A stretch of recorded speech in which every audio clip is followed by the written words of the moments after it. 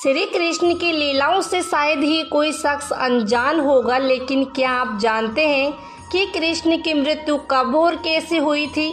वो कौन था जिसके हाथों श्री कृष्ण की मृत्यु हुई थी? मानवता और मानव जाति को लगभग नष्ट कर देने वाला कुरुक्षेत्र का युद्ध शांत हो चुका था। अपनी जीत पर पांडव खुश नहीं थे, बल्कि युद्ध से हुई तबाही को देखकर उनका मन बहुत विचलित था।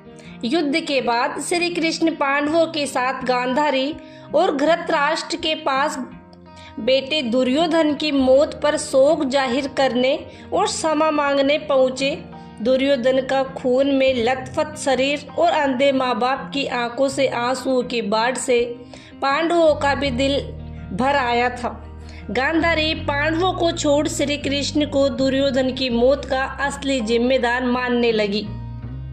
गांधारी ने श्री कृष्ण पर चीखते हुए कहा, आप द्वारकाधीश हैं, जिनकी पूजा मैंने खुद विष्णु अवतार मानकर की। क्या आप अपने किए पर जरा भी शर्मिंदा हैं? आप चाहते तो अपनी दिव्य शक्तियों से इस युद्ध को टाल सकते थे। बेटे की मौत पर आंसू बहाने वाली एक माँ का दुख तुम खुद अपनी माँ देवकी से जाकर पूछो, जिसने अपने 7 बच्चों को अपनी आंखों के आगे मरते देखा है।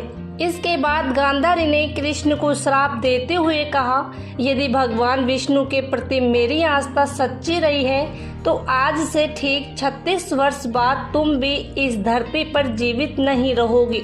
द्वारका तबाह हो जाएगा और यादव वंश का हर इंसान एक दूसरे के खून का प्यासा हो जाएगा। ये कहकर गांधारी श्री कृष्ण के चरणों में गिर गई और रोने लगी।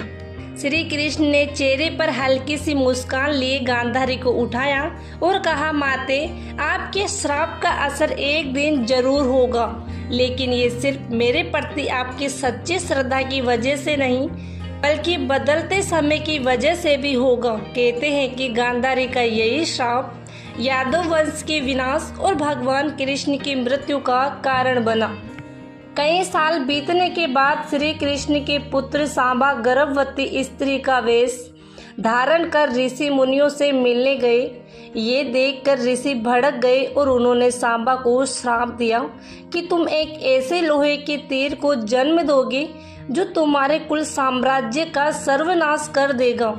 इससे सांबा बहुत डर गए और उन्होंने इस पूरी घटना के बारे में उग्रसेन को बताया। सांबा को इस श्राप से बचाने के लिए उग्रसेन ने कहा कि वो एक तीर का चूर्ण बनाकर उस प्रभास नदी में प्रवाहित कर दे। ऐसा करने से वो श्राप मुक्त हो जाएगा। जिस इलाके में इस चूर्ण को जमा किया गया था, वहाँ एक खास प्रकार की घास उगाई थी। द्वारका में अपराध और पाप बढ़ने लगे थे।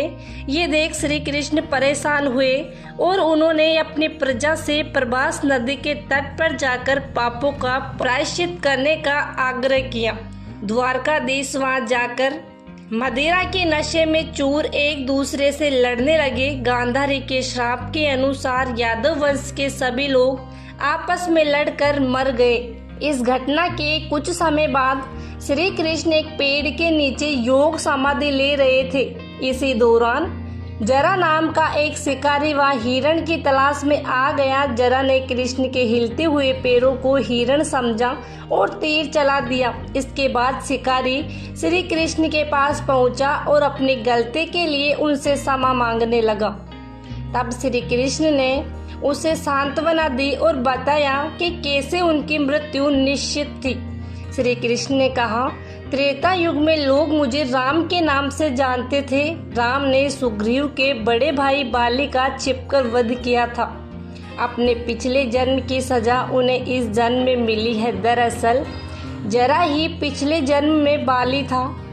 ये कहकर श्री कृष्ण ने अपना शरीर त्याग दिया। श्री कृष्ण की मृत्यु को ही कलयुग की शुरुआत माना जाता है। नमस्कार दोस्तों, हम उम्मीद करते हैं कि आपको हमारी वीडियो अच्छी लगी होगी। अगर आपको हमारी वीडियो अच्छी लगी हो तो लाइक, कमेंट, शेयर बटन पर क्लिक करें, साथ में बेल आइकन बटन को भी दबाएं। धन्यवाद।